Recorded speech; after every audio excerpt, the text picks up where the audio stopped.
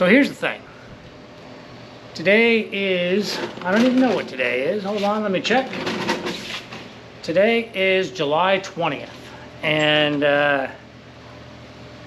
that's a important date for me, because on August 1st, upcoming here, not this coming Friday, today's Sunday, July 20th, and on August 1st, not this coming Friday, but the following Friday, so little under 2 weeks, is King of the Open Road, which was if you don't know, King of the Open Road is basically a mini drag and drive, a weekend event, 1 day of driving and a couple days of racing.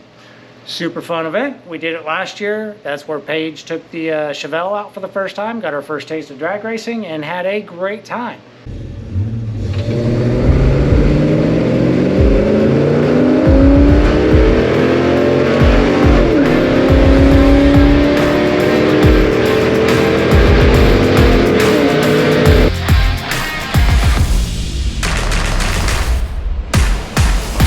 Well, we're going back this year, and earlier this year when ticket sales opened up for King of the Open Road, we jumped out there and we got our spot for Paige to go race, and the Chevelle's locked in. But I wanted to play too, so we bought 2 slots. And well, the way it was supposed to go, or the way we had it planned, was that we would go to Rocky Mountain Race Week, which we did, and run the Chevelle, have a good time, maybe have a few little bugs, little issues to work through throughout the week, and then after Rocky Mountain Race Week, which ended in the second weekend of June, 5 weeks ago, right after that, we were supposed to come home and get to work on the wagon, because this is what I'm supposed to be driving at King of the Open Road. Now, it didn't exactly happen that way. If you're not aware, we blew the head gaskets on the Chevelle.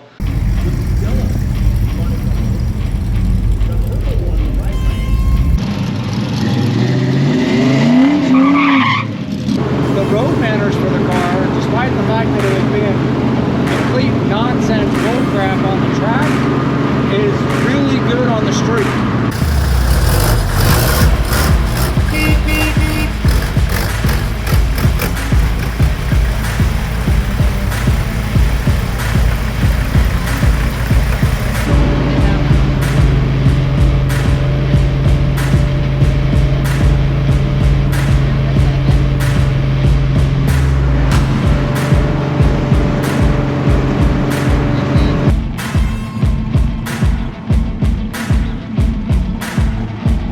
We didn't do anything to hurt it. It only got up to maybe about 210, enough to push just a little bit of coolant out.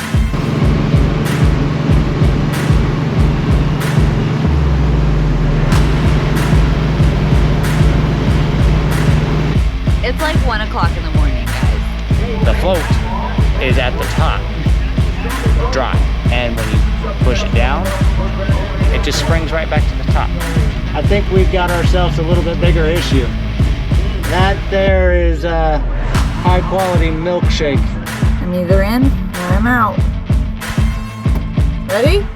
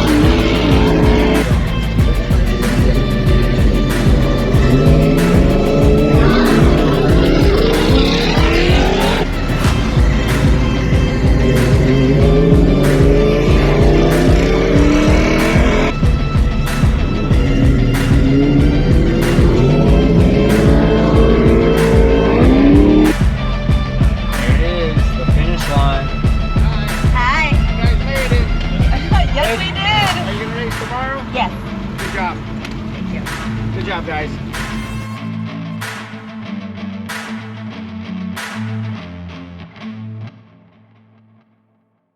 We did make it through the week, which was great, and had a good time. Didn't get no sleep, ate hardly any food, had a blast. Can't wait to do it again. But when we came home, there was a lot of work to do on the Chevelle. So we spent 3-4 weekends working on the Chevelle that I was supposed to be spending working on the wagon. And that has put me into a major crunch on getting the wagon out, because the wagon has still not left the shop. And well, I'll even back it up a little bit more than that. Not only has the wagon not left the shop this year, but it hasn't left the shop since the beginning of last year when we did the Mustang II conversion on the front end.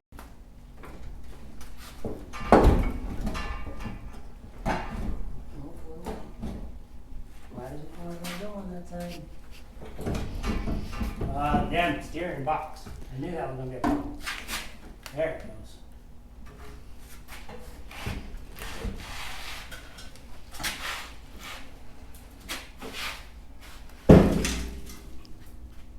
Ha!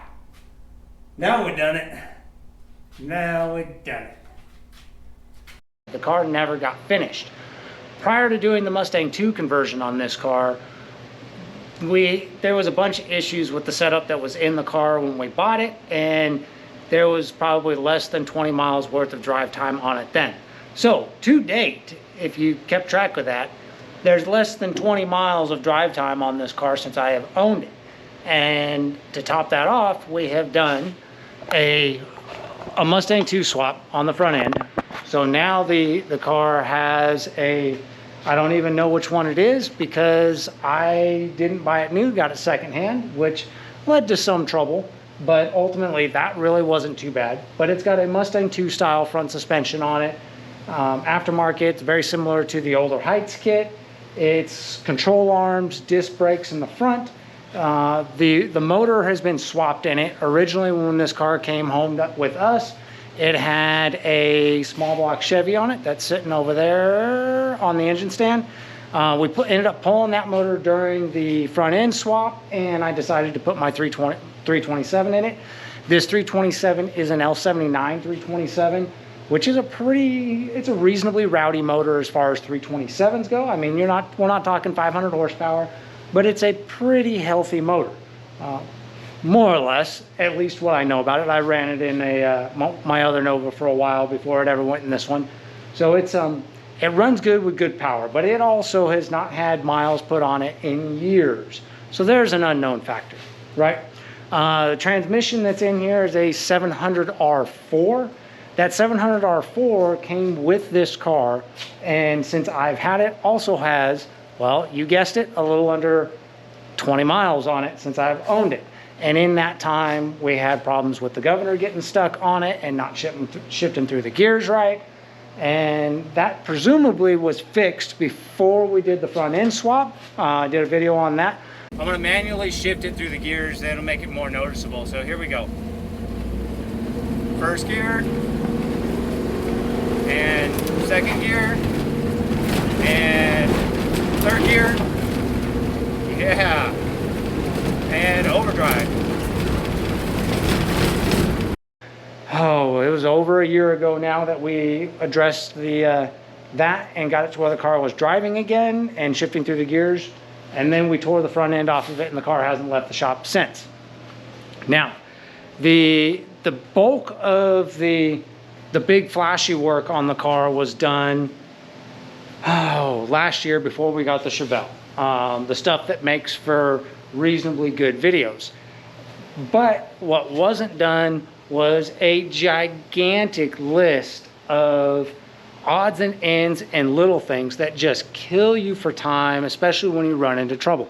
For reference, I'll give you a sneak peek. Yeah, there's my whiteboard of things to do. It's well, it's a whole lot. It's a whole lot. And a lot of it is now done. I have been, between last weekend and this weekend, I have been absolutely thrashing on this car. The wiring had to be finished. And Mechanically, under the hood, the wiring was done under the hood.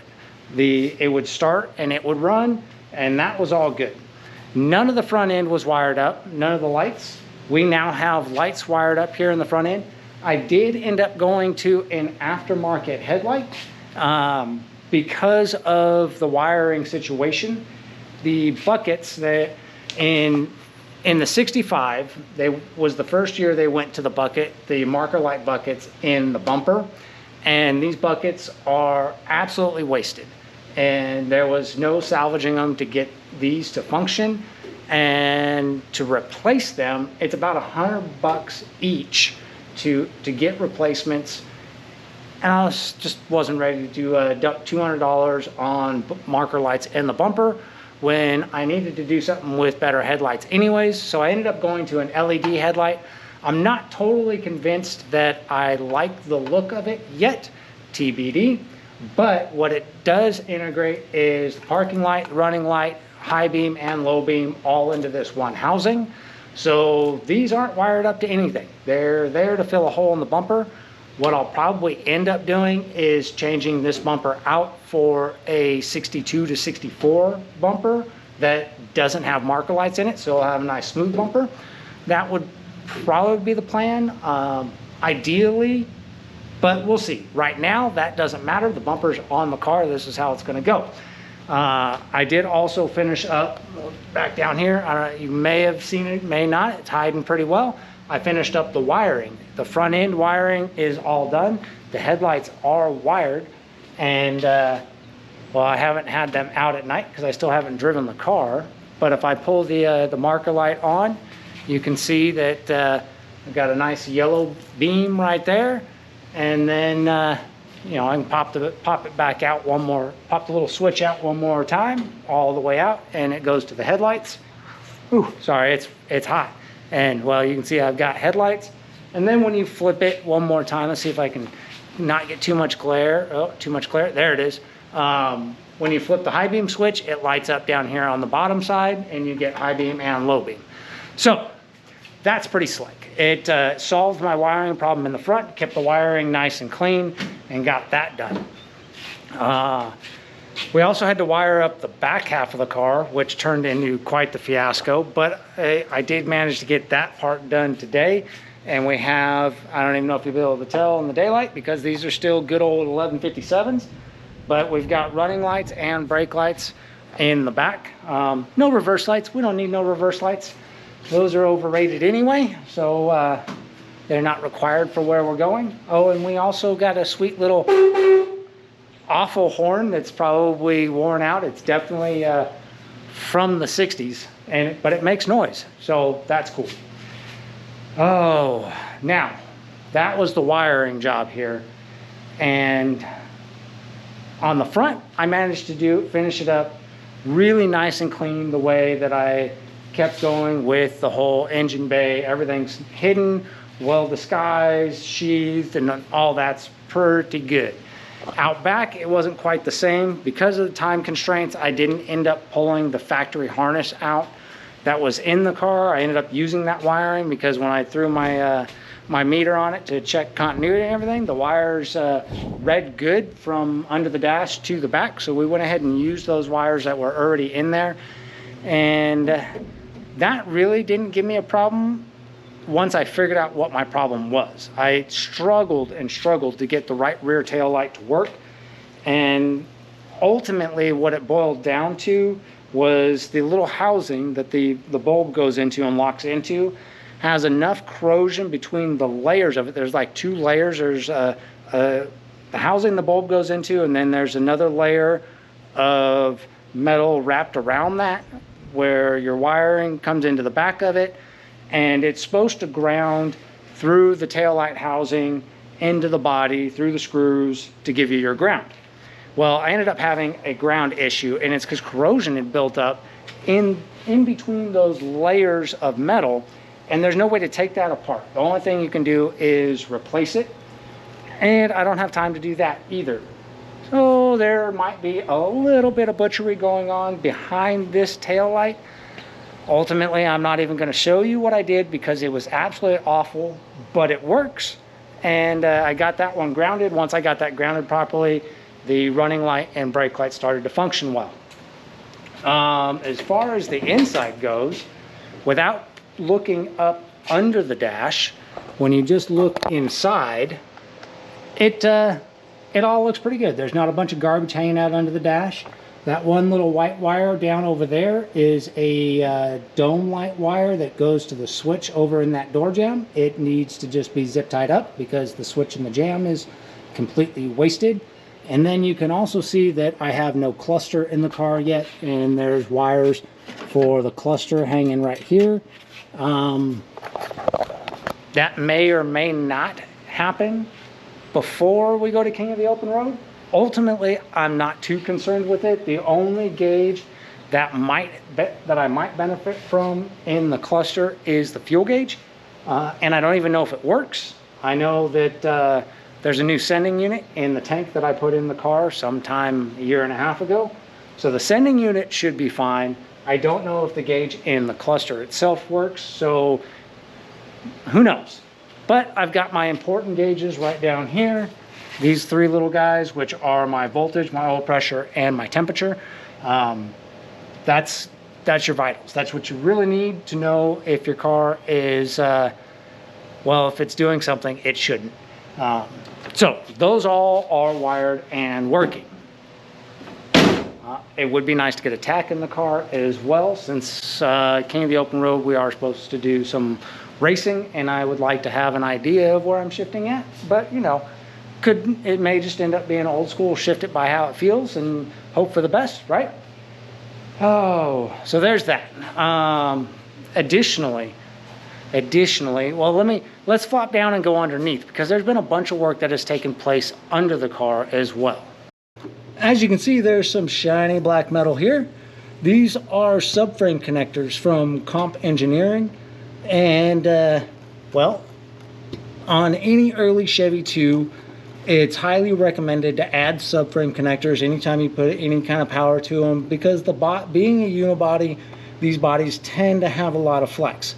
Now the wagons have less flex in them than the sedans do, because there's more body over the whole length of the car because of the long roof. But I went ahead and added Comp Engineering subframe connectors because it's just a good thing to do, stiffen up the whole chassis, especially on these old cars. It's highly recommended on the unibodies. When adding these in, though, there is let's move this over this way and see if I can show it to you. I don't know if you can even see it. Yeah, maybe. Okay. There's a drain in the floor pan right here that you have to clearance so that this will go in, and you might have to do a little bit of love taps with a mallet on the floor right here just to get this subframe connector to come up all the way into position. It's pretty minor at best, and unless you have a primo show car, you might as well just give it a whack and shave that.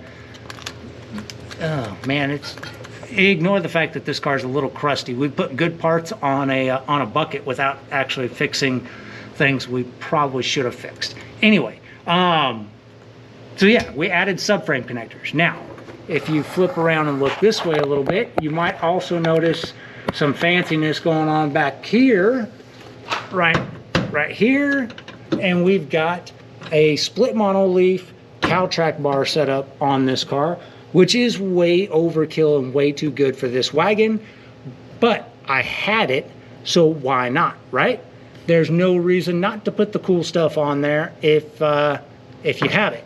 Now, I didn't do a video on doing the install on these because I didn't know what I was doing, and it turned out that this was an absolute fiasco to get sorted out because well, because I didn't have instructions, and the instructions I found on Caltrac's site were for generic Caltracs that you can put on anything, and the Chevy 2 is not quite generic.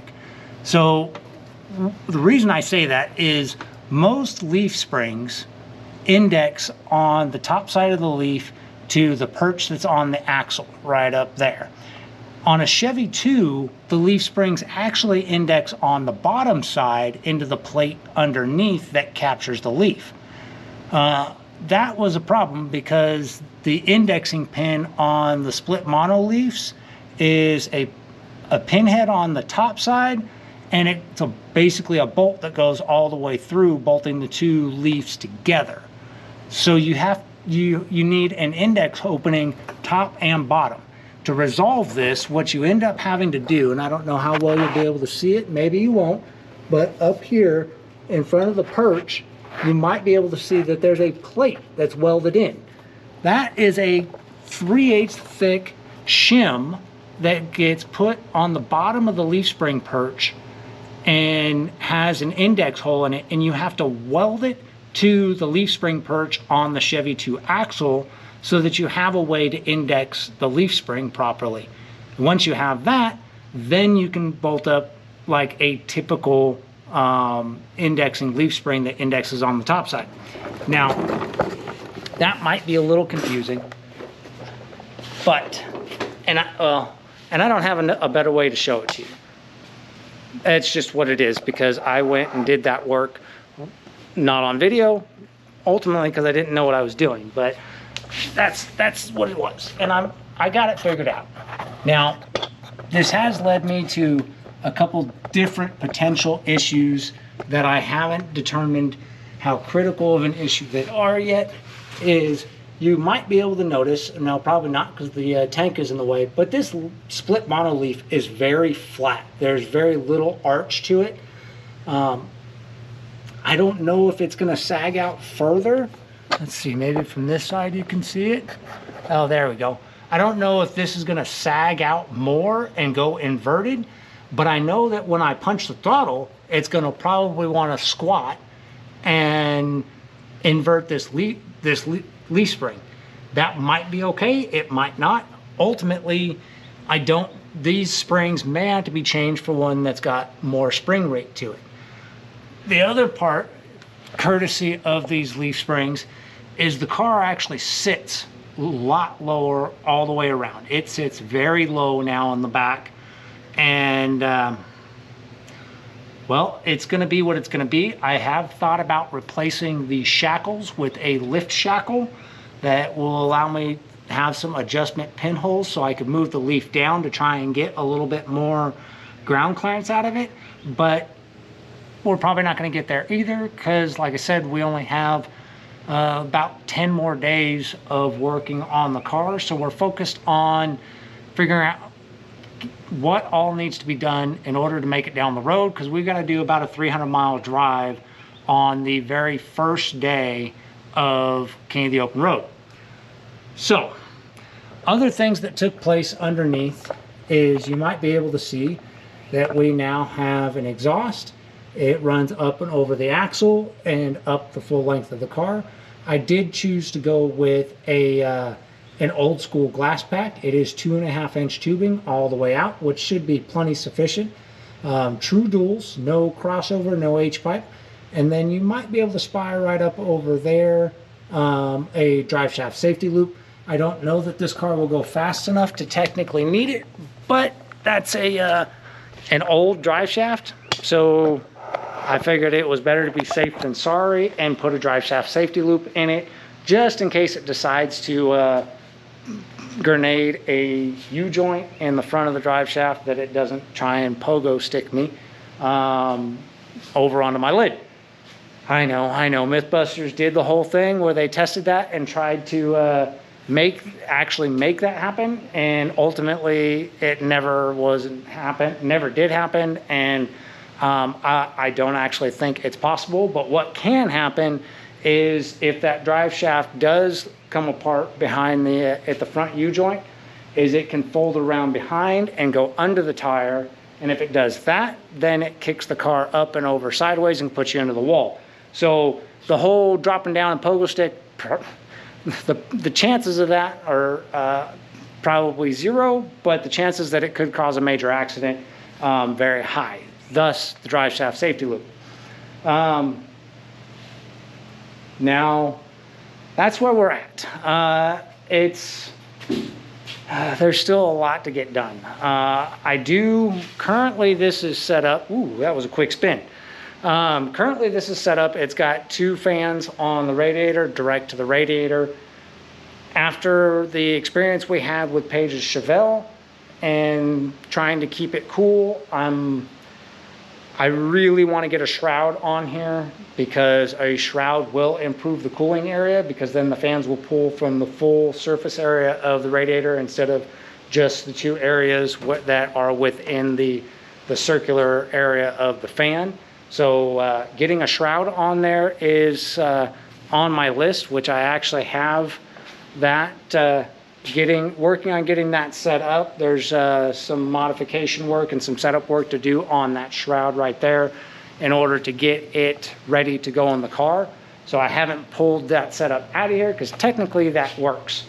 As far as the front end goes, there's a good chance that this is how it's going to King of the Open Road, except with an air cleaner on it, because I don't know that I'm going to have time to sort out getting the grill on, and I definitely know I don't have time to screw around with getting the hood hinges sorted out and bolted up and lined out, because I did mess with that sometime like a year and a half ago with these brackets for this front end conversion, and nothing wanted to line up right. So that's going to be something that I'm going to have to spend a whole bunch of time on getting it figured out and sorted out and lined and all that sort of stuff. Ultimately, there's just not enough time left to do that, so that's not going to happen.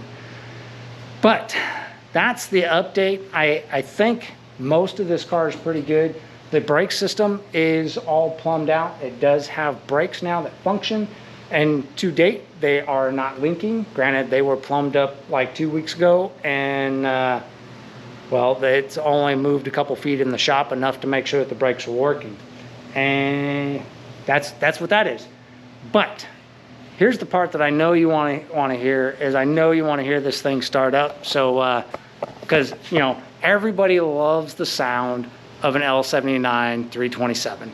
They're just primo, and with these glass packs on here, it's just right, just right.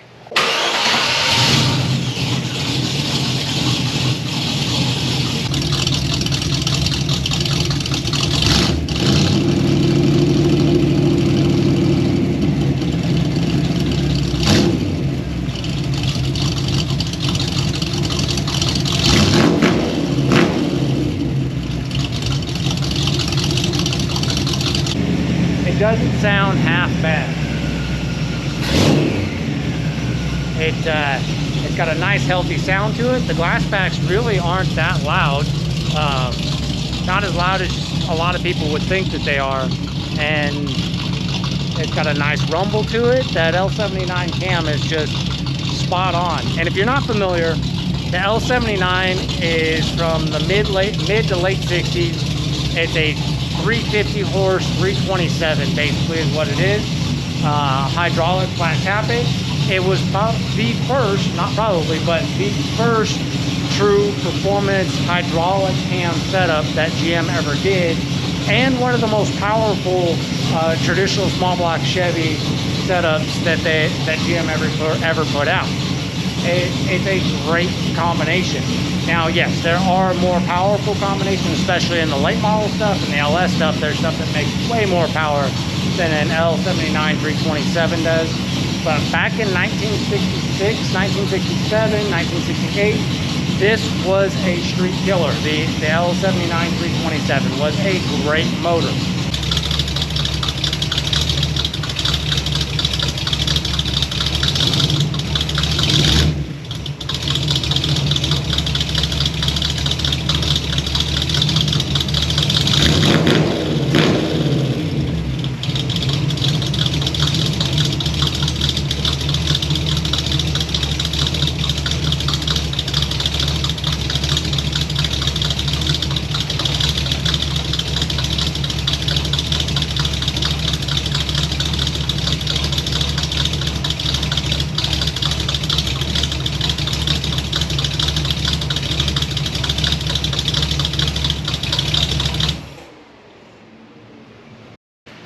So there's the update.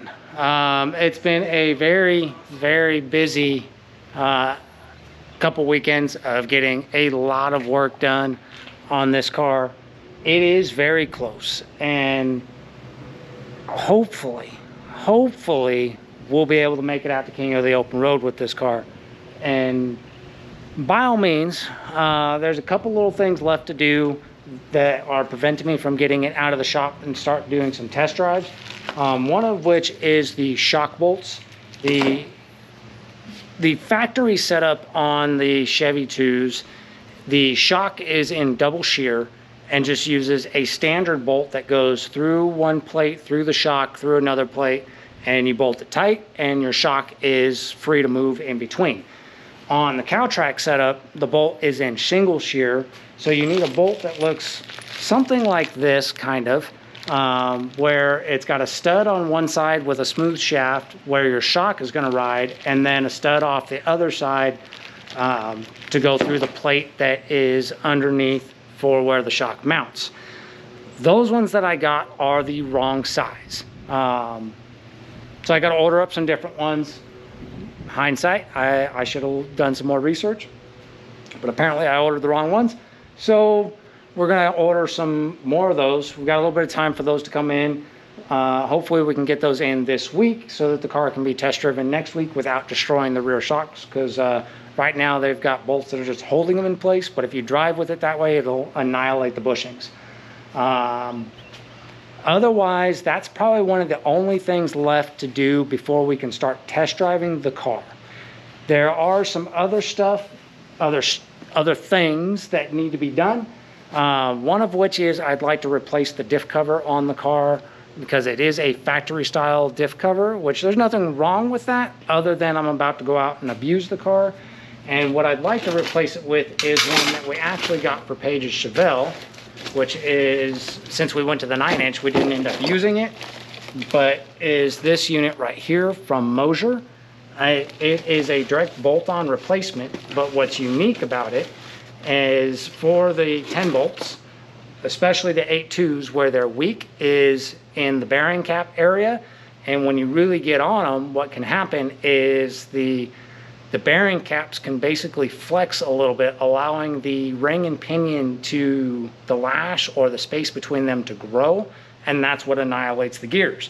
What this cap does is that you can probably see there's two little black studs sticking out, flat faces on them, and those are adjustable from the outside. And what you do is you bolt this guy up tight, get it all in there, and then you take those two studs and you drive them down into the backside of the bearing cap to basically reinforce the bearing cap and give it more rigidity, to stiffen it all up. And that can help it keep from blowing the gears out, basically. Make sure I get the trash seal, there we go.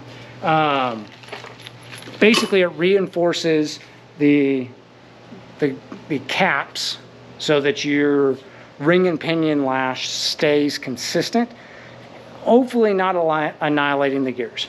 Now, is it really necessary on this car? Right now, probably not. It is an open rear diff, and I am going to be running on street tires because I was not able to find a drag radial that will fit in these fender wells. Not with this axle width, or find the right wheels with the right back spacing to get a drag radial to fit under there. So I will be running on a traditional street radial tire, which means it's probably not going to hook up hard enough to hurt anything, especially with it being an open diff. It's more likely it's just going to roast one tire if it's going to spin them. Also consider that the 327 isn't known for bottom end torque, so I'm not going to be slamming 500 foot-pounds of torque to the ground. It's going to be, when it launches, it's going to launch, it might stall up to 1500 RPM or something like that with the stock converter that's in it. And so it's going to be leaving with low torque, low horsepower, and anything that it does on the track of that's impressive is going to have. Okay, my GoPro overheated, so I had to switch. We're about done here anyways. But all I was saying is anything impressive that this motor right here might do is going to happen down track when the motor is up in RPM, because the L79 327s, They make their power and their horsepower and their torque number are both well above 3,000 RPM. It's not making peak torque until probably 4,200 or something like that. So, and since there's no way the 700R4 in here having a stock converter, there's just no way that I can launch with that kind of RPM. Therefore, I'm definitely not going to be annihilating that rear end with that. Other things that I would really like to get done as far as, some of the necessities are seatbelts. It needs seatbelts put in it. The gas pedal does not have an actual pedal. It's just got the rod sticking down. So I would like to do something to improve that for drivability. We'll see. Not really necessary, I guess. But, that's that. And then, timing. We got the timing as good as it's going to be for right now. We may recheck it later, but we can check another one off the list.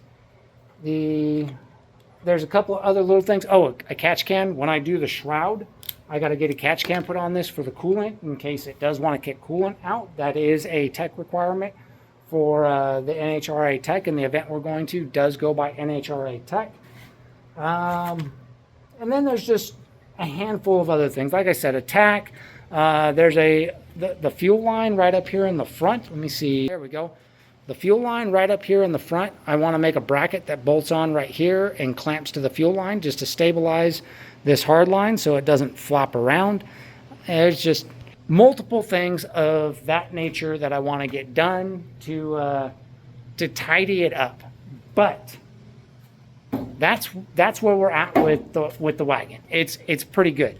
Now, the Chevelle, on the other hand, after we got it taken care of the last time, we took it out and went for a drive, went to a Cars and Coffee event, and it seems to be running absolutely fantastic. Yeah, I've left the shop. The Chevelle has actually not been in the shop for the last, used to the GoPro, it's got a wider field of view.